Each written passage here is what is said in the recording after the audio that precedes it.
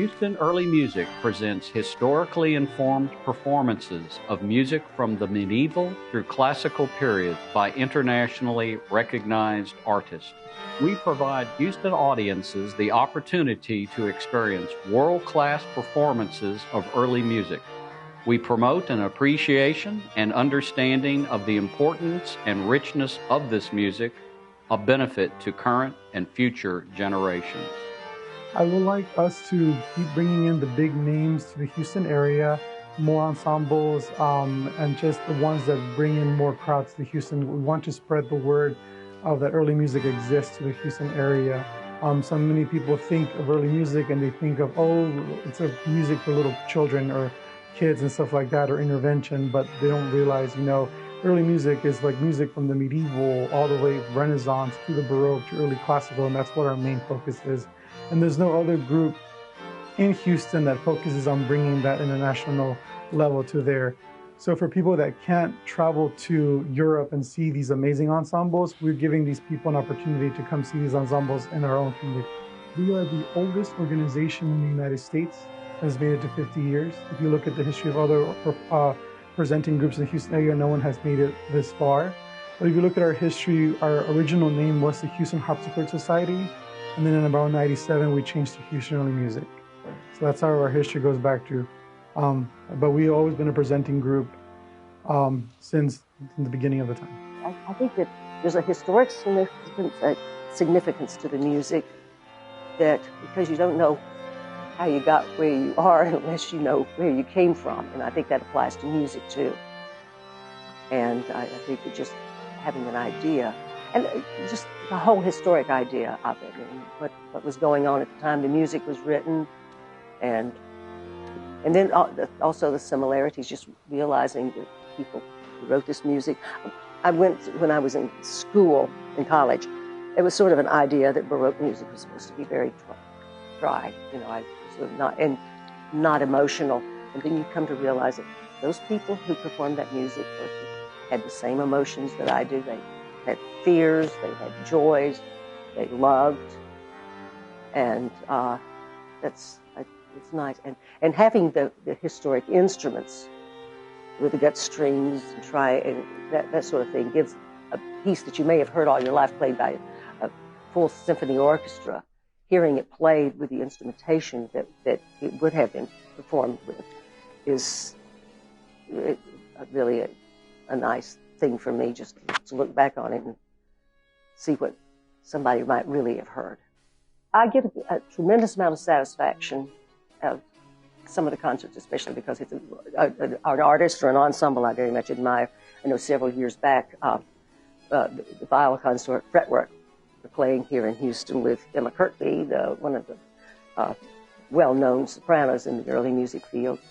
And the choir master of the church where we were holding this concert walked out during the intermission and said, "Are you proud?" I thought, "Yeah, I'm proud. I made this happen." And I didn't do it alone, of course, but, I had engaged the group and gotten the programs ready and gotten them on stage, and I was very pleased to have, because I play viol somewhat, but so I really always admired fretwork tremendously. I have been involved with music all of my life. My wife and I currently sing in at least 2 choirs regularly. We've been involved with Houston Early Music on the advisory board and later the board. And as I indicated, I was honored to be the president at the turn of the century, 1999 through about 2003 or 4. I have been told, I'm not certain I believe this, but I've been told that we are at a 50th anniversary.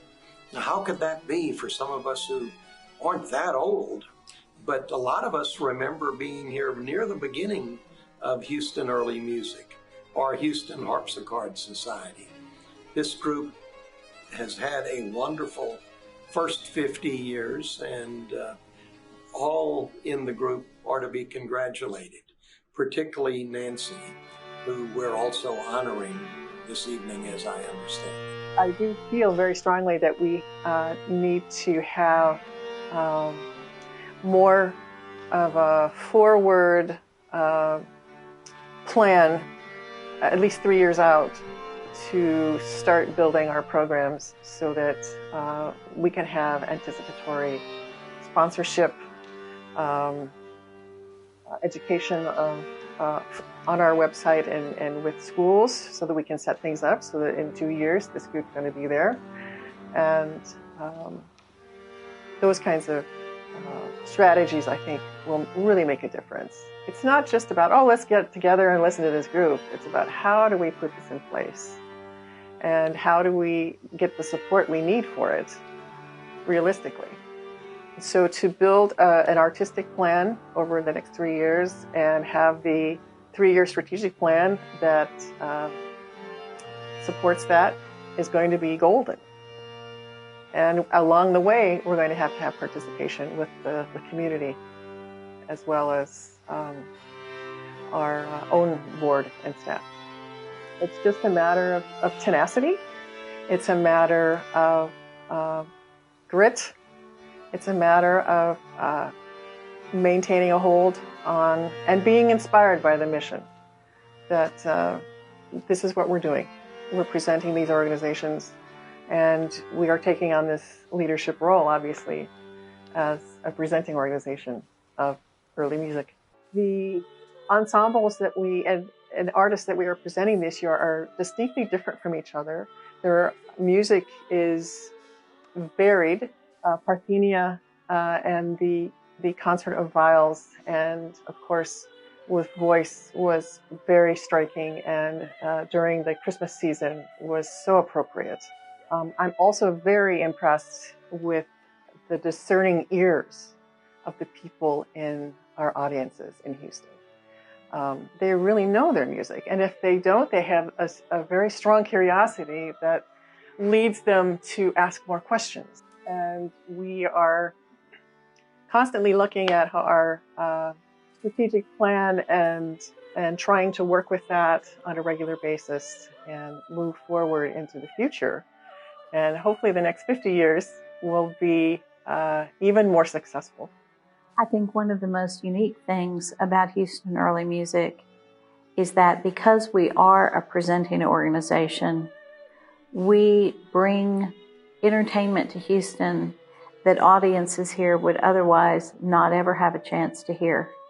We have had groups from Switzerland, from England, from New York, and various other places around the world.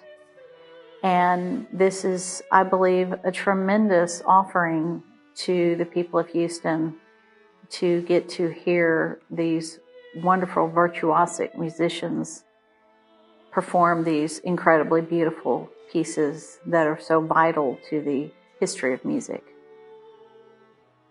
As president-elect of Houston Early Music, I look forward to expanding our subscriber base, to hopefully raising the awareness of the importance of this genre to music and art, and to make Houston audiences more aware of the vital role we play in the cultural offerings of Houston. Houston Early Music concerts are often held in smaller venues. So not only do you get to hear the music very clearly, you can also observe up close the very act of creating the music. Sometimes watching the music is as thrilling as hearing it. Houston Early Music concerts provide this very, very special opportunity to meet and interact with brilliant performers. There are pre-concert talks, which the artists might describe their rare or one-of-a-kind instruments, discuss the music they will perform, or put the music's composers into historical context. And all this knowledge adds so much to the concert experience. Well, I think probably my favorite performance has been Red Priest.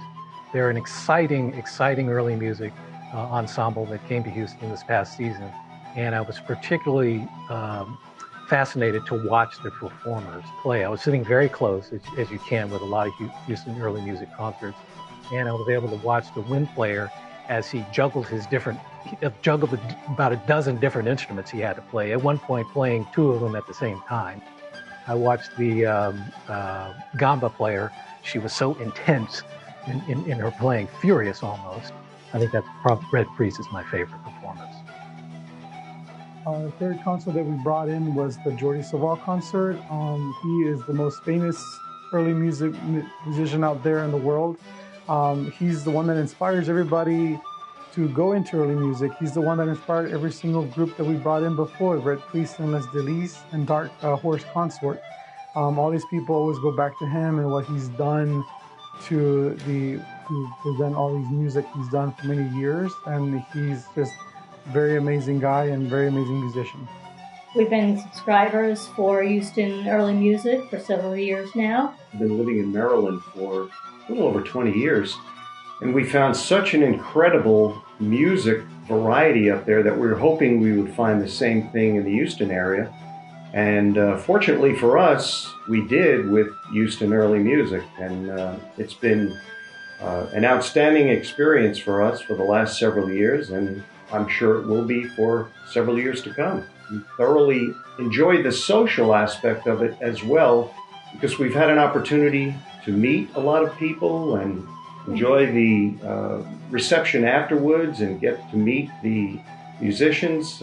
It adds that much more to the experience. We've attended so many concerts in different venues outside of the state, but the friendliness of the representatives from Houston Early Music, from the board to the musicians, has been just really extra special, because they make you feel welcome. It's not just attending a concert at the end of the concert and going home.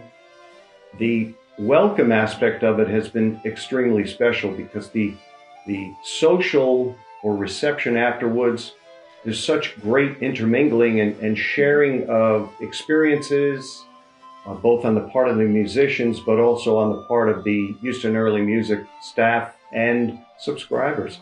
We are grateful to Anne Schnoebelen, Professor Emeritus at Rice University's Shepherd School of Music, for agreeing to take on the writing of our commemorative book of the 50 years of making early music in Houston, from the beginning when we were called the Houston Harpsichord Society.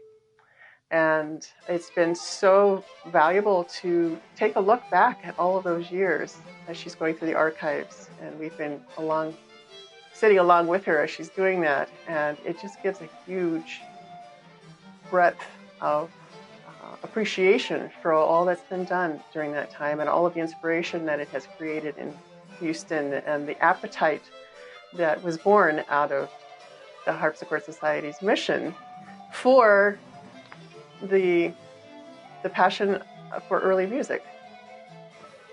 Congratulations for, like Peter said, being here, continuing on, being a part of the Houston community for so many years, and giving us so much enjoyment in this early music category. Yeah, thank you all very much. Congratulations. We look forward to another 50 years. This group is to be congratulated for bringing in and presenting to Houston. And we've done it at Zilka Hall. We've done it at Moore's Opera House. We've done it any number of times, thank you, Nancy, at Christ Church Cathedral. We've done it at Christ the King Lutheran Church. We've done it at Studi Hall at Rice University. We have been presenting early music throughout the city of Houston at extraordinary venues. And for that, everyone should take off their hat and say thank you, Houston Early Music.